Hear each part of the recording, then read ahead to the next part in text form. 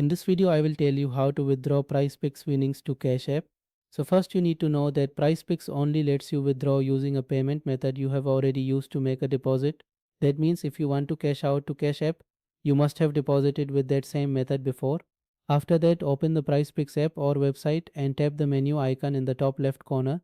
Then select Request Withdrawal. Now choose your payment method from the available options. If Cash App appears there, make sure it matches a payment method you used earlier for a deposit.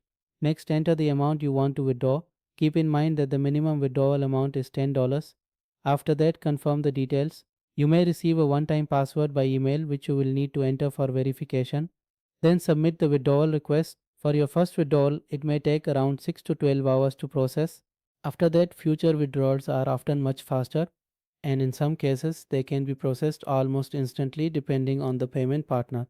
Once the request is approved, check your Cash App account to see when the funds arrive. In most cases, there are no withdrawal fees, but if you run into any problem, contact PrizePicks support.